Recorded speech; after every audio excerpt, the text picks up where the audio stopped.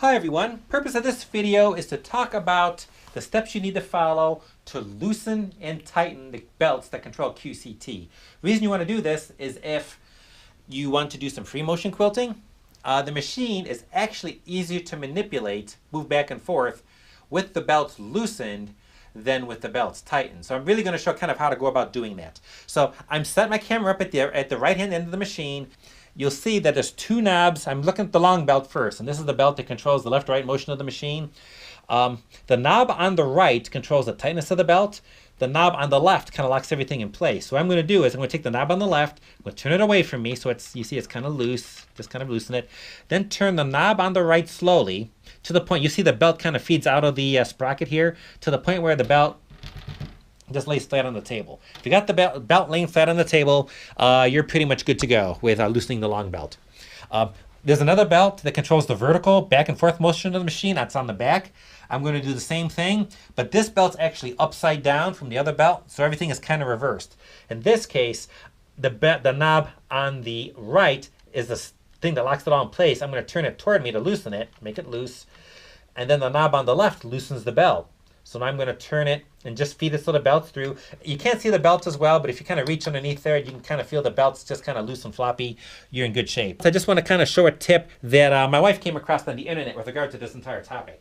Somebody on the internet talked about having a visual reminder to remind you that your belts are loose.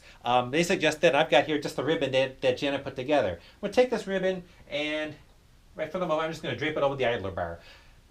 If Janet's looking at that, she's going to take a look at that and see, oh, my belts are loose. So if she did some free motion quilting and then she took her quilt off and walked away and came back a couple days later with the expectation of doing QCT, she's going to see this thing there and realize, oh, my belts are loose. I need to tighten everything back up before I use QCT, otherwise stuff's not going to work quite right. So that's the purpose of the ribbon, just to kind of show that it's a reminder that your belts are loose.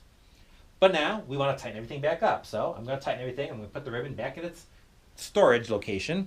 I'm doing the long belt first and then the short belt. There really is, you can do one belt or the other first. That makes no difference. I just like to do the long belt first simply because it's the bigger belt. It's easier to see. Again, the same process. My tightening knob is the right. Turn it toward me. The belt's going to feed in. The belt, you want the belt to be reasonably taut. You don't want it lying on the table, but you don't want to overly torque it. Don't turn it as hard as you can and really stretch it out because the belt's not really designed for that. Just turn it really until it doesn't turn anymore, until it's relatively snug. Then you can take the knob on the left and also turn that so it's snug, so it holds the belt in place. So once you've done that, you've got your long belt tightened up. Now we're going to go to the back and do the same thing. Again, everything is reversed. So the thing that tightens the belt is the knob on the left. I'm going to turn it away from me. Turn it, really, again, so it doesn't turn anymore. This one's a little easier because it's a shorter belt.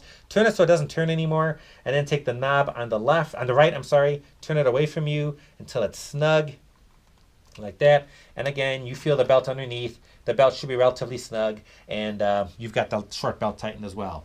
So that's pretty much all that's needed to loosen and tighten your belts. Hope you found this useful. And have a great day, everyone. Take care.